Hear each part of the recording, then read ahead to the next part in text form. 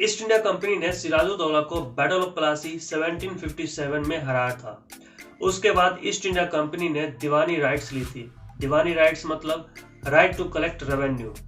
जब Robert Clive Bengal के दीवानी थे तो उन्होंने सालाना रखा था, मतलब साल में एक बार टैक्स कलेक्ट की जाती थी। लेकिन इजरादारी सिस्टम में कुछ चेंजेस हुए। तो आइए पहले इजरादारी सिस्टम के बारे में जान लेते हैं। इजरादारी सिस्टम वॉरेन हेस्टिंग के द्वारा बंगाल में इंट्रोड्यूस किया गया था 1773 को। यह इंडिया का पहला लैंड टेन्योर सिस्टम था जिसे ब्रिटिश के द्वारा इंट्रोड्यूस किया गया था।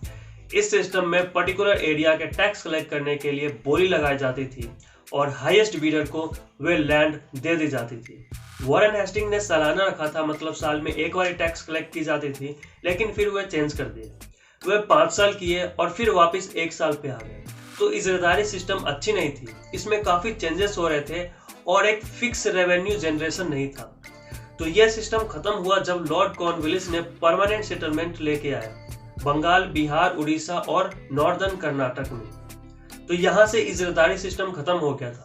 तो ये था इजरादारी सिस्टम के बारे में। आई होप आपको समझ में आया होगा। जमींदारी सिस्टम ब्रिटिश और मुगल के समय बहुत फेमस था। यह सिस्टम जिसमें लैंड का अधिकार उस पर काम करने वालों का नहीं होता था, बल्कि किसी और का होता था। जमींदार का हुआ करता था। जमींदार किसान से टैक्स वसूल करते थे।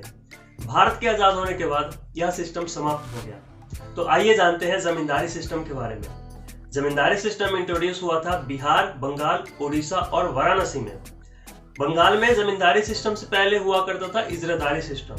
इजरादारी सिस्टम 1773 को इंट्रोड्यूस हुआ था बंगाल में वॉरेन हेस्टिंग के द्वारा, जो कि लॉर्ड कॉर्नवालिस के द्वारा समाप्त कर दिया गया जब परमानेंट सेटलमेंट एक्ट लेके आए वो। तो बंगाल में उसके बाद जमींदारी सिस्टम आया। जमींदारी सिस्टम 1793 में इंट्रोड्यूस किया गया था लॉर्ड कॉर्नवालिस के द्वारा थ्रू परमानेंट सेटलमेंट एक्ट। इस सिस्टम में क्या था, जमींदार लैंड के मालिक बन जाते थे और उनके पास अधिकार होता था लैंड के टैक्स लेने का। टैक्स उस टाइम पे भी ली जाती थी जब उपज बहुत कम होती थी।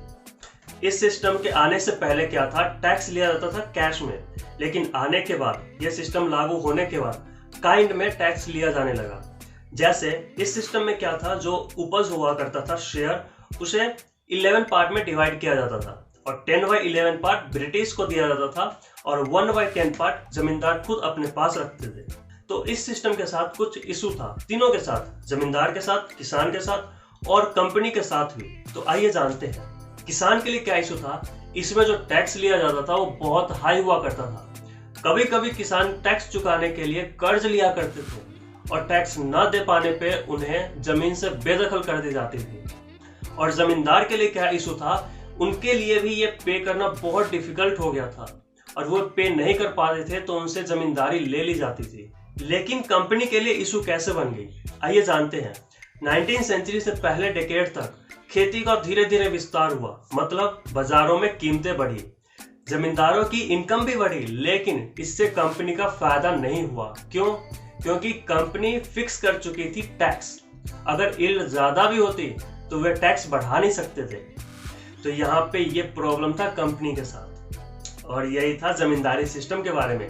आई होप आपको समझ में आया होगा। रैयतवारी सिस्टम, चलिए जानते हैं रैयतवारी सिस्टम के बारे में। उससे पहले जान लेते हैं आखिर ब्रिटिश ने इंडिया के ट्रेडिशनल लैंड सिस्टम में इंटरफेयर क्यों किया। उन्होंने इंटरफेयर इसलिए किया था ताकि वे अपने बढ़ते हुए एक्सपेंसेस को पा सके और पैसे कमा सके। तो ये थे कारण। क्लाइव और उनके सक्सेसर ने ज्यादा चेंजेस न करते हुए बिचौलियों के माध्यम से लैंड रेवेन्यू वसूल करते थे। बिचौलिया मतलब मिडल मैन के माध्यम से। इसके बाद डिफरेंट एडमिनिस्ट्रेटर्स ने डिफरेंट एरिया में कई प्रकार के लैंड रेवेन्यू चलाया, जैसे कि ryotwari system, mahalwari system, permanent settlement और इजरादारी सिस्टम। रैयतवारी सिस्टम साल 1820 में मद्रास, जिसे हम चेन्नई के नाम से जानते हैं, वहां पे उस टाइम के governor general sir Thomas Munro के द्वारा इंट्रोड्यूस किया गया था। यह इंट्रोड्यूस किया गया था मद्रास, बॉम्बे और असम के कुछ हिस्सों में। लगभग 51% लैंड रैयतवारी सिस्टम के अंदर आते थे। इस सिस्टम में लैंड की ओनरशिप रैयत को दे दी जाती थी। रैयत फार्मर को कहा गया, तो वे रिस्पॉन्सिबल हो गए थे कंपनी तक लैंड रेवेन्यू पहुंचाने के लिए। और इस सिस्टम में लैंड रेवेन्यू यील्ड के बेसिस पे नहीं डिटरमाइन किया जाता था, एरिया के बेसिस पे डिटरमाइन किया जाता था। तो ये था रैयतवारी सिस्टम के बारे में। अब जानते हैं महलवारी सिस्टम के बारे में। विलियम बेंटिक जो गवर्नर जनरल थे उस टाइम के, उन्होंने 1822 के रेगुलेशन को रिवाइज किया और महलवारी सिस्टम इंट्रोड्यूस कर दिया। फिर उन्होंने रियलाइज किया कि यह व्यापक दुख के अलावा कुछ भी नहीं है।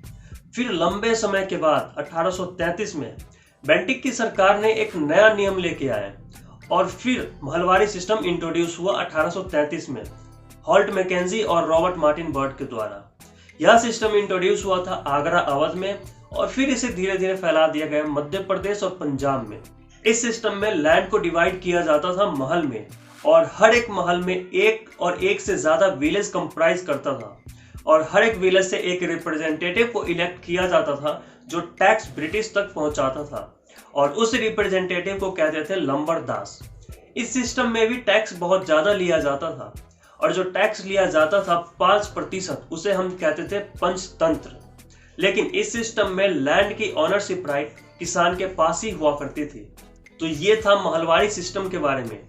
अगर आप पीडीएफ नोट्स चाहते हैं तो डिस्क्रिप्शन बॉक्स में मिल जाएगा और अदर रेवेन्यू सिस्टम के बारे में जानना चाहते हैं तो डिस्क्रिप्शन बॉक्स में लिंक मिल जाएगा। सी यू अगेन ऑन जीरो। अगर इस वीडियो से हेल्प मिली तो आप हमें सपोर्ट कर सकते हैं। हमारे द्वारा दिए गए लिंक से अपने स्टेशनरी के सामान खरीद सकते हैं। डिस्क्रिप्शन बॉक्स में लिंक मिल जाएगा।